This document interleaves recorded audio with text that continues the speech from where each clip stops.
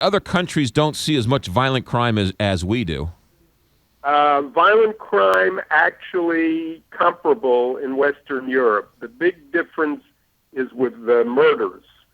We have a much higher lethal violent crime rate than European countries.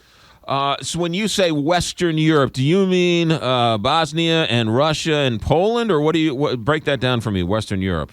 No, I meant Germany, Spain, Italy, the UK, and those countries. Our violent crime rates and theirs are really very comparable.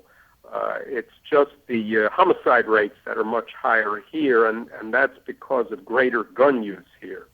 All right, let's get to it. How much greater is the murder rate in cities, and what has been the numbers in the last couple of years? You mean within the U.S.? Yeah, within the U.S. Right. So the murder rates have spiked in some cities in the U.S., but not all cities in the U.S. And when we say they've spiked, of course, we're talking about 1 year. But 1 year doesn't make a trend, so we need to look at a much longer period to be sure of what's going on. Okay. But some cities... You mentioned guns, and Yes. Guns is it. Guns is the single reason why the murder rates in America are worse than anywhere else, and why murders have spiked over the last couple of years? No, I wouldn't say guns are the reason why murders have spiked. I would say at this point we're not sure why murders have spiked in some cities. But guns do explain the difference in the higher murder rate between us and Europe. Okay. And we know that because when we look at the firearm homicide rate in Europe, in other words, the number of people killed by guns in Europe, it's much lower. Our rates are 28 times the European gun homicide rate. Now, I'm not talking overall, but gun homicide rate. But here in America, some cities that have clamped down on guns and buying of guns and carrying of guns, they are higher, if not, than places that allow open carry and or concealed carry. Right. So it's not so much a law issue here. It's a cultural thing. Too many Americans decide to resolve conflicts by shooting the guy they're feuding with, or the woman they're feuding with. Actually, many of these are within families. So this is a cultural thing in the U.S. It's not a matter of laws. And you're absolutely right. We have very strict laws in many of the big cities that have pretty high gun homicide rates. So the laws alone are not doing it. Yeah. What was the most interesting thing about your investigation, your study? To me, the most interesting thing was the relationship between poverty and economic conditions and violent crime. And while I found that poor people definitely do much more violent crime than more affluent people, no surprise there. The shocker was that even when the economy is good, crime can either be high or low, be rising or falling. I'll give you a good example if I could just take another, Sure. few seconds here.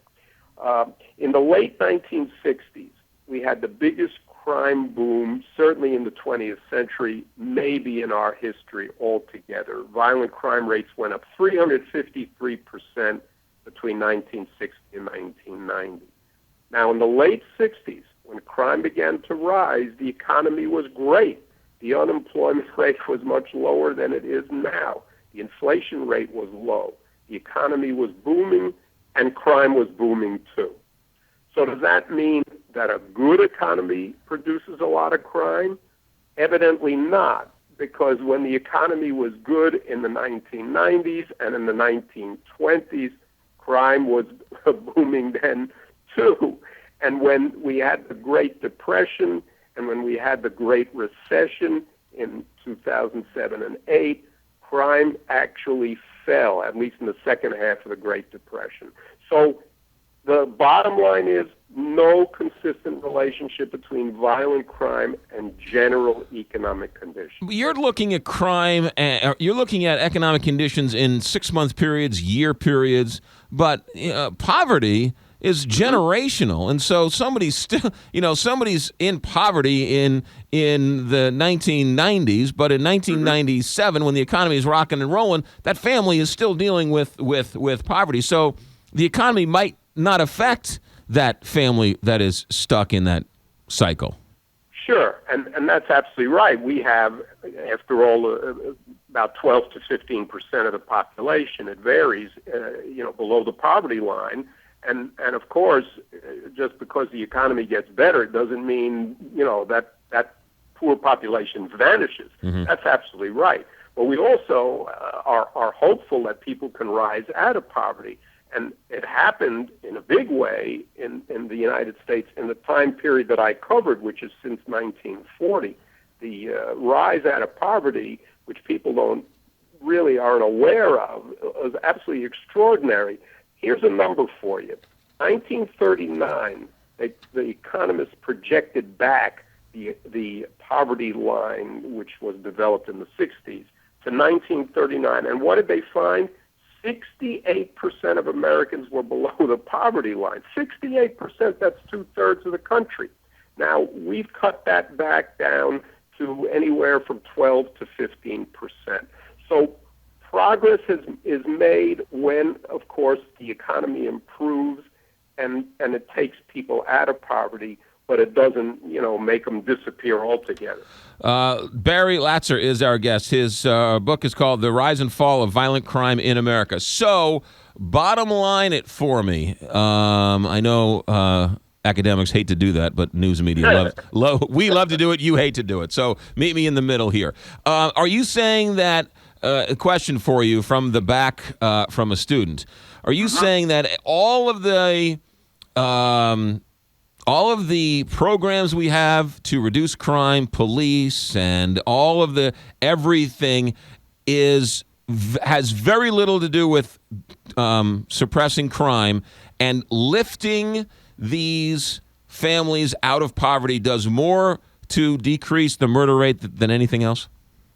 I'm saying that the criminal justice system can have a big impact on the levels of crime, but not exclusive. You know how these professors are, everything is multi-factor, right? Yes. So other factors definitely enter in. The criminal justice system can't do it all. And the cops tell you that themselves. They say, well, we have a social problem here, and we can't control that, and therefore there's a limit to what we can do to reduce crime.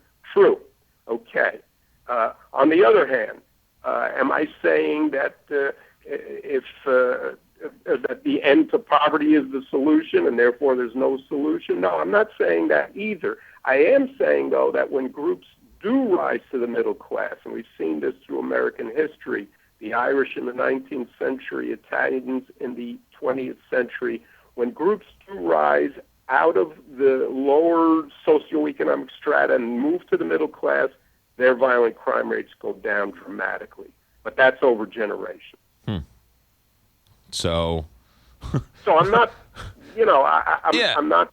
It's not hopeless, right? And there's no magic bullet. Yeah. There you go. All right. We can find this where? Where can we find the book?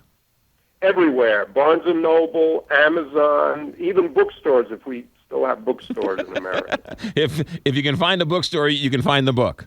I think so. That's what they tell me. The book is called The Rise and Fall of Violent Crime in America. Barry Latzer, our guest. You are a criminologist with SUNY in New York. Barry, thank you very much for your time. 9:20 here, Big 550, KTRS.